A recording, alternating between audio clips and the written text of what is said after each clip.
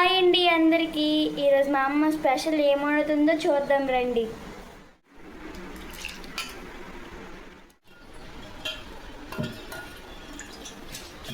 వేసుకున్నాం కదా, ఇప్పుడైతే మనం పచ్చిమిర్చి వేసుకుందాం, ఉప్పు వేసుకుందాం,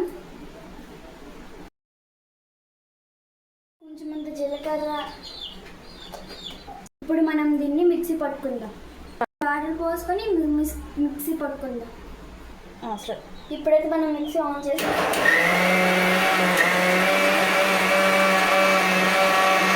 మిక్సీ అయితే ఆడిపోయింది. ఇప్పుడు మనం చూద్దాం రండి. ఇదిగోండి, ఇలా మెత్తగా పేస్ట్గా ఆడించుకోవాలి. ఇక్కడ అమ్మ అయితే రైస్ పెట్టింది, ఉడుకుతుంది. ఇదిగోండి, పేస్ట్ చేసుకోండి. వేరే గిన్నెలో వేసుకున్నాం కదా, దాంట్లో 2 eggs బదులు కొట్టుకొని వేసుకోవాలి.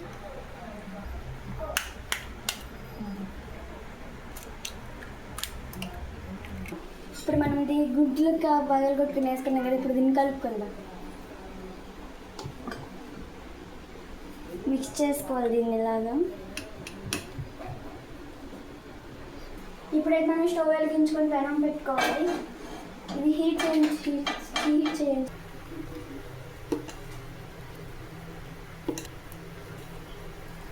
ఆయిల్ వేసుకుందాం.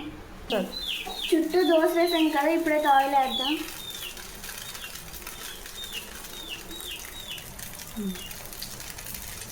ఇది దోశ అయితే కొంచెం దళసరిగానే ఉండదు, ఎందుకంటే కర్రీ కోసం. అయితే ఒక పక్క కారింది కదా, ఇప్పుడైతే రెండో వైపు తిప్పుకుందాం రండి.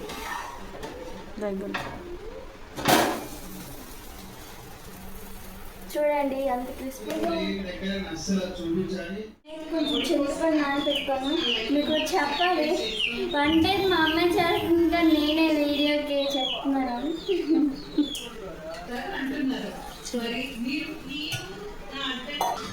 మనమైతే కొంచెం ఆయిల్ కోసం సరిపోయిందంట. మనమైతే కొంచెం పోపు వేసుకుందాం. కొంచెం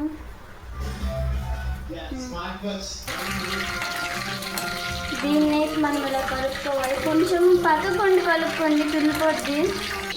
మన నిన్న గ్రైండ్ చేసి ఉంచుకున్నాం కదా, దీన్ని అయితే ఇప్పుడు ఆయిల్లోకి వేసుకుందాం.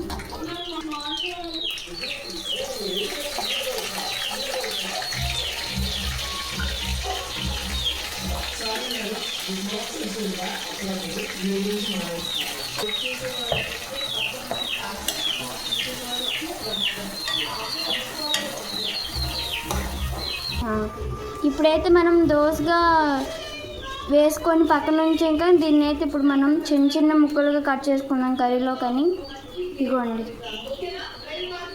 కట్ చేసాక చూపిస్తాను. ఇప్పుడైతే మనం ఒక ముక్క తీసుకుని స్టేట్స్ ఎలా ఉందో చూద్దాం. చూడండి ఎంత స్పాంజీగా ఉందో, చూసారు కదా.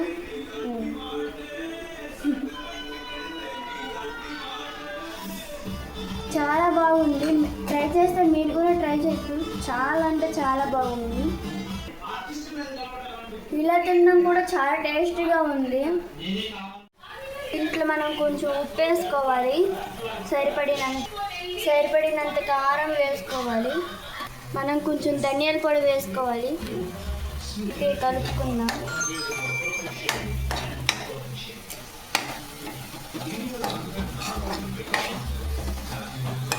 ఇది నూనె పైకి తేలింది కదా, చింతపండు రసం అయితే వేసుకున్నాం. చింతపండు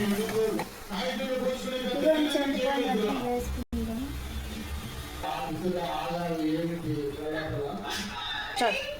ఇప్పుడైతే మూత తీసి చూద్దాం.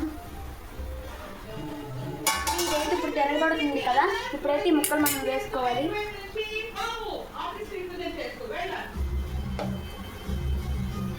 మనం ఇప్పుడు వేసుకునే కదా, దీన్ని ఇలా కలిపేయకుండా స్లోగా కొంచెం కలుపుకోవాలి.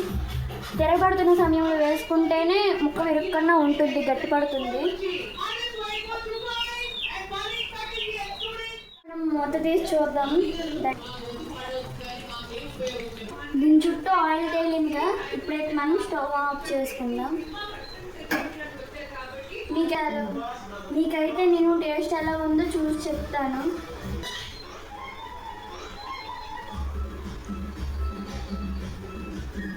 చాలా బాగుంది.